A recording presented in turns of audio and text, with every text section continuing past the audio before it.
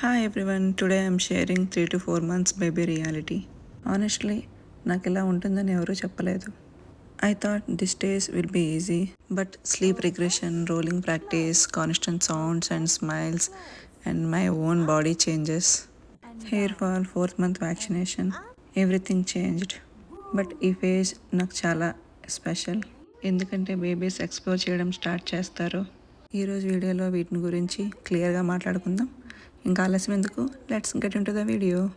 First మనం play time గురించి మాట్లాడుకుందాం. నేను బేబీతో ఆడుకున్నప్పుడు ఐ కాంట్రాక్ట్ కార్డ్స్ని యూస్ చేస్తాను. ఈ కార్డ్స్ను బేబీ కళ్ళ ముందు అటు ఇటు పెట్టి మూవ్ చేస్తానన్నమాట. అంటే మనం విజువల్ ట్రాకింగ్ అంటాము. ఇలా చేయడం వల్ల బేబీ ఐసెట్ అనేది ఇంప్రూవ్ అవుతుందన్నమాట. బేసికల్గా ఈ స్టేజ్లో బేబీకి కలర్స్ ఏమీ కనిపించవు, just black and white and red colours కనిపిస్తాయి అన్నమాట వాళ్ళకి. అన్నిటికన్నా బెస్ట్ గేమ్ ఏంటంటే మాట్లాడడం. ఈ స్టేజ్లో మనం ఎంత మాట్లాడితే బేబీ బ్రెయిన్ అంత బాగా డెవలప్ అవుతుందన్నమాట. మెయిన్గా ఏంటంటే వాళ్ళకి సోషల్ స్కిల్స్ కూడా డెవలప్ అవుతాయి. బేబీస్ ఏమైనా సౌండ్ చేసేటప్పుడు మనం ఒక 5 minutes ఆగి మనం సౌండ్ చేస్తే వాళ్ళు ఆశ్చర్యపోయి మళ్ళీ వాళ్ళు తిరిగి సౌండ్ చేస్తారు. మనం రోజు ఏం చేస్తున్నామో ఒక స్టోరీ లాగా చెప్తే వాళ్ళకి ఒక కనెక్షన్ అనేది బిల్డ్ అవుతుంది. రైమ్స్ పాడుతూ మధ్య మధ్యలో మసాజ్ చేస్తూ ఉంటే వాళ్ళకి చాలా హాయిగా ఉంటుంది అనమాట. ఇంకోటి మీరు గమనించారా, బేబీస్ తన హ్యాండ్స్ తను చూసుకుంటూ చాలా ఆశ్చర్యపోతారనమాట. మనకు కూడా చాలా హ్యాపీగా ఉంటుంది. గ్రాబింగ్, ఈ స్టేజ్లోనే బేబీకి ఏదైనా పట్టుకోవాలని ఇంట్రెస్ట్ స్టార్ట్ అవుతుందన్నమాట. మా బేబీకి ప్లేమ్యాట్ మీద వేశాను, ఒక సాఫ్ట్ టాయ్ ఇచ్చానమాట. అది నోట్లో పెట్టుకొని చాలా ఎక్స్ప్లోర్ చేస్తున్నారు తను. ఇది వాళ్ళ సెన్సరీ డెవలప్మెంట్కి చాలా హెల్ప్ అవుతుంది. బేబీకి ఈ స్టేజ్లో టాయ్స్ ఇచ్చే ముందు వాష్ చేయాలి లేదా స్టెరిలైజ్ చేసుకోవాలి. మనం చాలా ఆశ్చర్యపోయే విషయాలు మనం తెలుసుకుంటాము ఈ స్టేజ్లో. అవన్నీ చాలా క్యూట్గా ఉంటాయి. మనకి చేసే చిన్న చిన్న సౌండ్లు, చిన్న స్మైల్స్, చేతులు చూసుకోవడం, కాళ్ళు పైకెత్తడం, ఇవన్నీ చేస్తారు ఈ స్టేజ్లో. మా బేబీ బాటిల్ పెట్టుకొని మిల్క్ తాగుతున్నప్పుడు మాకు చాలా హ్యాపీ అనిపించింది. అప్పుడే ఎంత పెద్దోడైపోయాడా అని ఫీలింగ్ వచ్చిందనమాట. నెక్స్ట్ అసలైన అడ్వెంచర్ ఇప్పుడే స్టార్ట్ అవుతుందన్నమాట. బోర్లా పడడానికి చాలా ట్రై చేస్తారు వాళ్ళు. మనం పక్కనే ఉండి ఎంకరేజ్ చేయాలి కానీ ఫోర్స్ చేయకూడదు. బెడ్ మీద వేసేటప్పుడు కొంచెం కేర్ఫుల్గా ఉండాలి, ఎందుకంటే వాళ్ళు ఎప్పుడు రోలింగ్ ఓవర్ అవుతారో మనకు తెలియదు కదా. రోజుకి at least 15 to 20 minutes tummy time చేయించాలి, అది కంపల్సరీ అనమాట. అలా చేయించడం వల్ల నెక్ అండ్ షోల్డర్ స్ట్రాంగ్గా అవుతాయి అన్నమాట. ఒకవేళ మీ బేబీ ఇంకా బోర్లా పడట్లేదా, డోంట్ వరీ. కొంతమంది పిల్లలు 4 monthsకి పడతారు, కొంతమంది 6 months కూడా పట్టొచ్చు అనమాట. సో మనం బాగా టమ్మీ టైం చేయించాలన్నమాట. ఎవ్రీ బేబీ ఈజ్ డిఫరెంట్, వాళ్ళకి టైం ఇవ్వాలి, ఎక్కువ ఫోర్స్ చేయకూడదు. మీ బేబీ కానీ బోర్లా పడితే please let me know in the comment. ఇంకొకటి ఫీడింగ్ డిస్ట్రాక్షన్స్. ఈ టైంలో మనకు పేషెన్స్ చాలా అవసరం, ఎందుకంటే ఫీడింగ్ టైంలో బేబీ ఎవ్రీవేర్ చూస్తూ ఉంటుందన్నమాట. చిన్న సౌండ్ వచ్చిన బేబీస్ చాలా డిస్ట్రాక్ట్ అయిపోతారు. ఇనిషియల్ డేస్ కంటే ఈ టైంలో బేబీస్ చాలా తక్కువ మిల్క్ తాగుతారు. అప్పుడు మనం ఏం చేయాలంటే ఎవరు లేని రూమ్కి వెళ్ళి క్వైట్గా ఉండి, వాళ్ళకి లైట్ ఉన్నా సరే డిస్ట్రాక్ట్ అయిపోతారు. సో డిమ్ లైట్ ఉండేటట్లు చూసుకోవాలి. వాళ్ళతో మనం ఐ కాంటాక్ట్ మెయింటైన్ అయినట్లు చూసుకోవాలన్నమాట. అప్పుడే వాళ్ళు మిల్క్ తాగుతారు. ఇది వన్ ఆఫ్ ద ప్రాబ్లమ్ ఈ స్టేజ్లో, కానీ ఇది టెంపరీ మాత్రమే.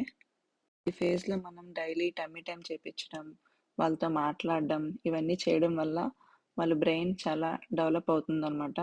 ఇది వాళ్ళతో మనం ఎంకరేజ్ చేస్తున్నట్లు చేయాలి, కానీ ఎక్కువ ఫోర్స్ ఏం చేయకూడదన్నమాట. వాళ్ళంతట వాళ్ళే చేసుకోగలగాలన్నమాట. మెయిన్ ఏంటంటే వాళ్ళతో ఎక్కువ మాట్లాడడము, వాళ్ళతో ఎంత ఎక్కువ మాట్లాడితే వాళ్ళకి లాంగ్వేజ్ డెవలప్మెంట్ ఫాస్ట్గా అవుతుంది. ఇంకా ఏంటంటే వాళ్ళకి స్ట్రాంగ్ బాండింగ్ కూడా వస్తుందన్నమాట. బేబీకి మనకి బేబీ కాన్ఫిడెన్స్ కూడా ఇంప్రూవ్ అవుతుంది. మనం ఎప్పుడైనా వాళ్ళతో ఫేస్ టు ఫేస్ మాట్లాడాలన్నమాట. వాళ్ళు ఎలాగా సౌండ్ చేస్తారో మనం కూడా అలాగా కాపీ చేస్తూ ఉంటే వాళ్ళకి ఆశ్చర్యపోతారనమాట. ఇంకేంటంటే స్మాల్ రైమ్స్ కూడా మనం పాడాలి. వాళ్ళ నేమ్ని అలా పిలుస్తూ ఉంటే వాళ్ళకి కొత్తగా అనిపిస్తుంది అనమాట. నాకు కుదిరినప్పుడల్లా బేబీతో ఇలా మాట్లాడడానికి ట్రై చేస్తూ ఉంటా. ఇవన్నీ చేయాలంటే మామ్స్కి చాలా ఎనర్జీ డ్రైన్ అవుతుంది కదా. సో అలాంటప్పుడు మనం ప్రాపర్ ఫుడ్ తీసుకోవాలి. ఇప్పటిదాకా హ్యాపీగా పడుకున్న బేబీ సడన్గా నైట్ లేస్తున్నారా, దీన్నే 4th month స్లీప్ రిగ్రెషన్ అంటారనమాట.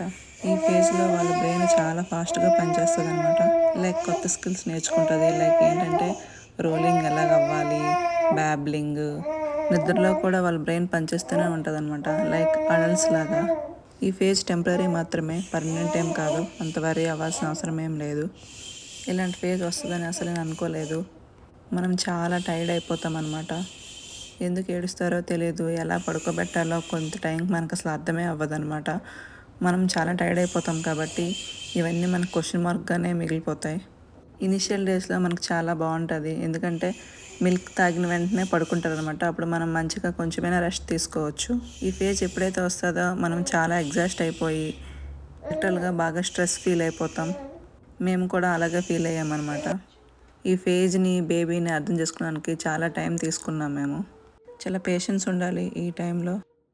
బ్యాక్గ్రౌండ్ నాయిస్ ఏమీ మ్యూట్ చేయలేదు, ఎందుకంటే బేబీస్ ఆ ఫేజ్లో ఎలా ఉంటారో జస్ట్ చూపిద్దామని. వాళ్ళు బాగా ఫస్సీ అయినప్పుడు ష్ అనే సౌండ్ చేస్తే వాళ్ళకి చాలా హెల్ప్ అవుతుందన్నమాట. వైట్ నాయిస్ పెట్టినా వాళ్ళకి యూజ్ అవుతుందన్నమాట. డిపెండ్స్, కొందరు బేబీస్ ఈజీగా పడుకుంటారు, కొందరు బేబీస్ కొంచెం క్రాంక్ అయిపోతారు అనమాట. నేనైతే కొంచెం హమ్ చేస్తానమాట ఒక సాంగ్ పెట్టుకొని. ఇది శాంపిలే, 4 to 5th మంత్లో చాలా ఎక్కువ ఉంటుంది స్లీప్ రిగ్రెషన్. 4th మంత్లో బేబీకి వ్యాక్సిన్ వేయడానికి హాస్పిటల్కి వెళ్ళామన్నమాట. వ్యాక్సిన్ వేసిన తర్వాత బేబీకి ఫీవర్ వచ్చే ఛాన్స్ ఉంటుంది. సో మనం మెడిసిన్ పక్కా యూస్ చేయాలి. మెయిన్ ఏంటంటే బేబీకి మనం స్కిన్ టు స్కిన్ కాంటాక్ట్ పక్కా ఇవ్వాలి ఆ టైంలో.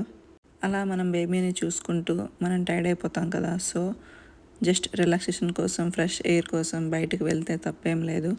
సో బయటకు వెళ్తే మనం కొంచెం హ్యాపీగా ఫీల్ అవుతాం, బేబీకి కూడా రిలాక్స్డ్గా ఉంటుంది అనమాట. అప్పుడు మనం మళ్ళీ బేబీతో హ్యాపీగా ఆడుకుంటూ ఉండొచ్చు అనమాట. నెక్స్ట్ స్టార్ట్ అయ్యే మెయిన్ ప్రాబ్లం ఏంటంటే హెయిర్ ఫాల్. మనకి హెయిర్ రాలిపోతుంటే చాలా టెన్షన్ వేస్తుంది అనమాట. ఇది జస్ట్ హార్మోనల్ చేంజెస్ వల్లే వస్తుంది. మంచి ఫుడ్ తీసుకుంటూ, ఎక్సర్సైజ్ చేసుకుంటూ, వైటమిన్స్ మాత్రం పక్కా వేసుకోవాలన్నమాట. మనం స్కిప్ చేయకూడదు. ఈ ఫేజ్లో మా హస్బెండ్ సపోర్ట్ చాలా హెల్ప్ అయ్యింది నాకు. నేను అలసిపోయినప్పుడు బేబీని ఆడిపించడం, ఇంకా బేబీతో టైం స్పెండ్ చేయడం, ఇంకా ఏంటంటే నాకు భోజనం కలిపి పెట్టడం, ఇవన్నీ మా హస్బెండ్ నాకు చేసేవారనమాట. దానివల్ల నాకు చాలా ఎనర్జీ సేవ్ అయినట్లు అనిపించింది అనమాట. సపోర్ట్ అయితే పక్కా తీసుకోవాలి, లేకపోతే మనం చాలా టైర్డ్ అయిపోతాం, ఎనర్జీ లేకుండా అయిపోద్ది అనమాట కొన్ని సిచ్యువేషన్స్లో మనకి. 3 to 4 months స్టేజ్ అనేది టఫ్గానే ఉంటుంది, but it's beautiful. First rolling try, cute conversations, grabbing, ఇవన్నీ మనకు కొత్తగా ఉంటాయన్నమాట. ఇది నా 3 to 4 month జర్నీ. ఇప్పుడు మీ బేబీ ఏది కొత్తగా చేస్తున్నారు? Please let me know in the comment. మీకు కానీ ఈ వీడియో నచ్చితే please like the video, subscribe to my channel. Until then, stay fit, stay happy. Bye.